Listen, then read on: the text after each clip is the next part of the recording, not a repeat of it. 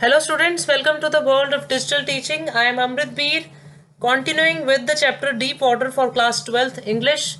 We'll be continuing with the reading where we left. This is video number 4 and I hope you have been following the chapter with me.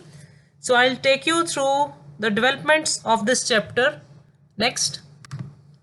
So you are looking at page number 27 right now of your book Flamingo, chapter Deep Water by William Douglas. So let's continue. So now till the time where we read the incident that happened with the author at the YMCA pool. So after that he says, I never went back to the pool. I feared water. I avoided it whenever I could. He started avoiding the water. He was so terrified. His childhood fear had grown now into almost a phobia and he started avoiding water. Then the next phase starts. I told you in the previous video also that now on we'll be reading about how he handles his fear. Remember, there is success after you learn to face your fears. That theory is working here now in the last part of the lesson. A few years later, when I came to know the waters of the Cascades, I wanted to get into them. And whenever I did, whether I was wading the Teton or bumping river, he mentions the different water bodies here now, or bathing in the warm lake of the Goat Rocks, the terror had seized me. In the pool would come back. So the terror, it seized him. Seized here actually basically means captured. It thoroughly captured him. He was too terrified. It would take possession of me. Again, the same thing. See, there is repetition. It seized me. It took possession of me. That is, he was totally under control of that fear. My legs would become paralyzed. Icy horror. Icy is stone cold. Frozen. Frozen horror would grab my heart, which again emphasizes the fact that he was too terrified. This handicap stayed with me as the years rolled by. In canoes on main lakes, fishing for landlocked salmon, bass fishing in New Hampshire, trout fishing on the Deschutes, Metolius in Oregon. See students, when see here mentioned all the places where he went on the fishing trips, again he was haunted by the water. He says, wherever I went, all these places, trout is a type of fish actually. Deschutes, Metolius in Oregon, fishing for salmon. Salmon again is a type of fish on the Columbia at Bumping Lake in the Cascades. Wherever I went, the haunting fear of the water followed me. It ruined my fishing trips, deprived me of the joy of canoeing, boating, and swimming.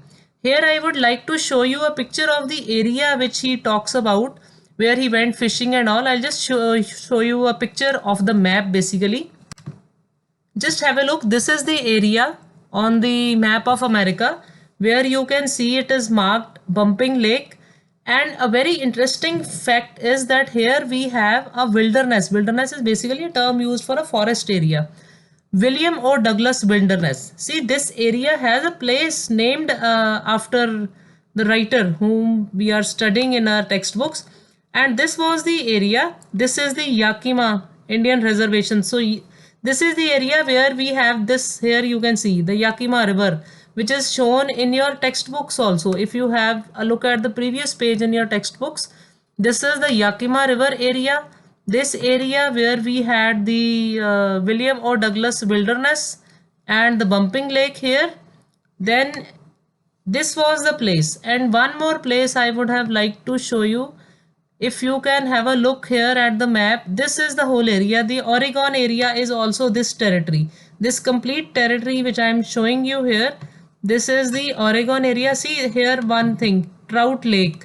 So we have lakes here, the Cascade Lake. Cascades are actually basically a term used for small waterfalls also.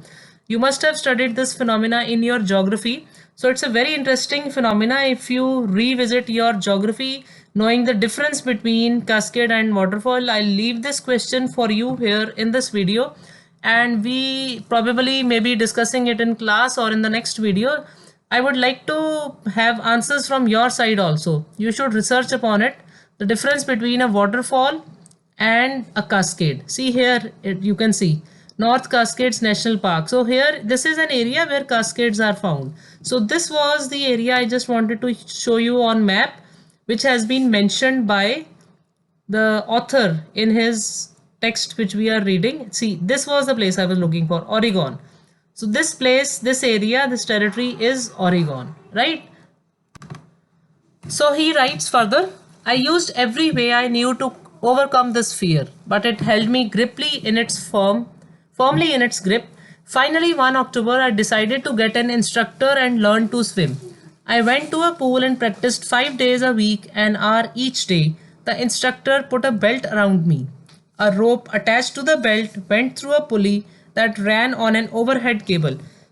Now, why he has described this process in detail here, that he was under close supervision. There was no chance of him drowning. He had the belt around him. He was attached to the belt was attached to the rope, and he was basically attached to the instructor who held him safe. He held to the end of the rope, and we went back and forth across the pool, hour after hour, day after day, week after week. See, this is the point how he overcomes his fear.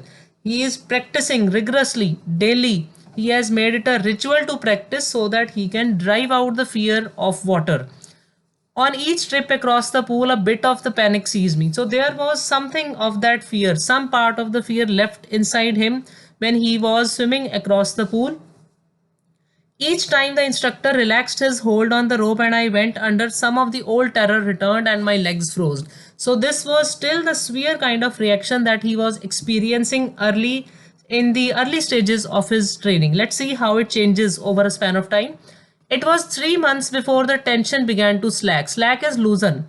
When the tension began to reduce, when his fear began to be reduced, then he taught me to put my face underwater and exhale. So this was a technique of surviving the sort of drowning experience when he was in the pool for swimming. And to raise my nose and inhale. I repeated the exercise hundreds of times. Bit by bit, I shed part of the panic that seized me when my head went underwater.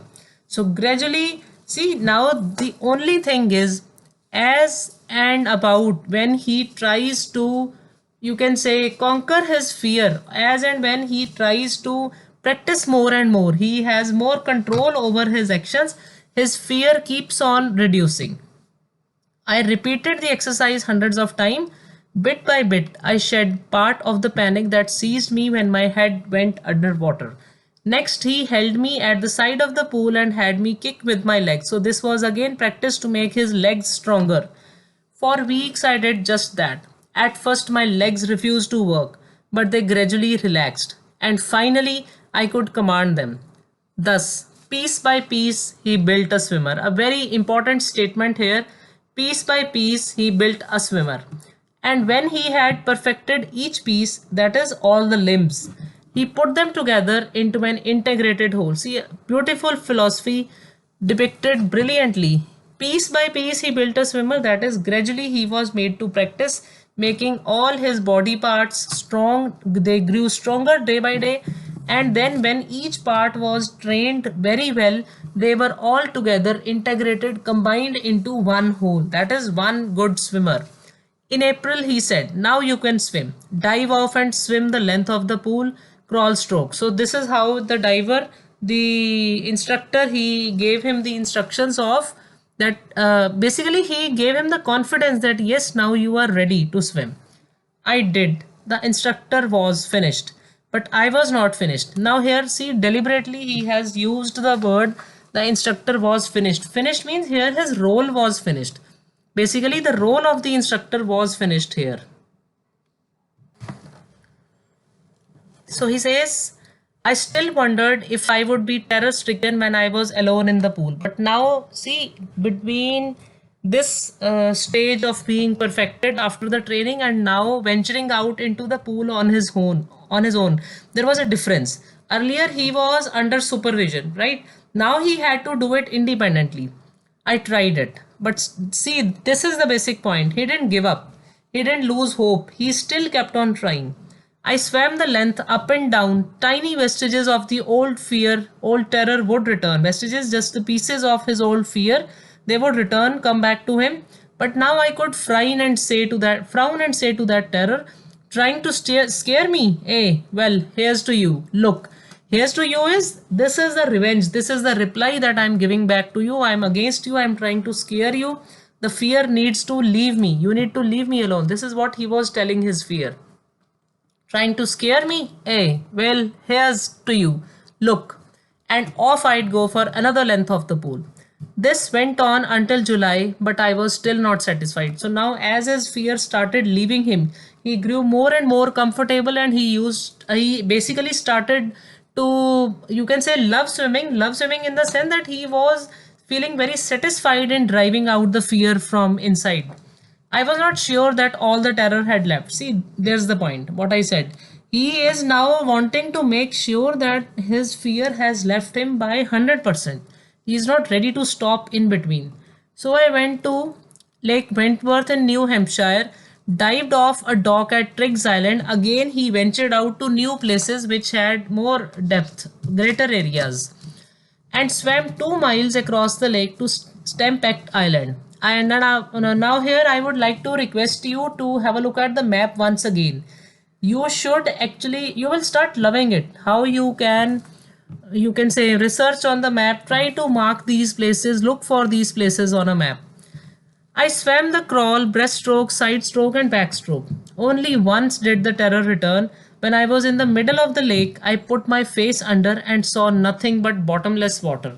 See, bottomless water is there was endless. The water stretched to endless depths. The old sensation returned in miniature. In miniature is in very small form. I laughed and said, well, Mr. Terror, what do you think you can do to me? It fled and I swam on. He is challenging his fear. He is personifying his fear as Mr. Terror. Well, Mr. Terror, what do you think you can do to me? He is challenging him. It fled and I swam on. So he was trying to drive away his fear. This is actually called facing the fear, which I told you in the introductory video also. Yet I had residual doubts. At my first opportunity, I hurried west, went up to Titan, to Conrad Meadows, up the Conrad Creek Trail, again all the places associated with the water bodies in US, to Mayad Glacier, and camped in the high meadow by the side of Warm Lake. Warm Lake was also shown there on the map when I showed you the map. And again, I'm just repeating myself. Please have a look at the map. You will actually enjoy doing that. I am deliberately not showing you the second time here, since I would like you to experience it on your own. The next morning, I stripped, dived into the lake, stripped as removed all his clothes, and swam across to the other shore and back, just as Doug Corporon used to do, a previous swimmer. I shouted with joy, and Gilbert Peak returned the echo. Gilbert Peak is the famous mountain range there. Return the echo is, that is the echoing effect of the mountains. I had conquered my fear of water. The experience had a deep meaning for me, as only those who have known stark terror and conquered it can appreciate. So now he is satisfied that finally I was able to conquer my terror. In death, there is peace. There is terror only in the fear of death. A brilliant thought. There is peace in death, but in terror, he said, their terror is there only when we fear it. As Roosevelt knew when he said, Roosevelt was the former American president, Franklin D. Roosevelt. All we have to fear is the fear itself. So we are only scared of the fear, nothing else. Because I had experienced both the sensation of dying and terror that fear of it can produce, the will to live somehow grew in intensity. At last, I felt released, free to walk the trails and climb the peaks and to brush aside fear. So now, when he was not in the grip of his fear, he felt very free. He was free to enjoy all the things.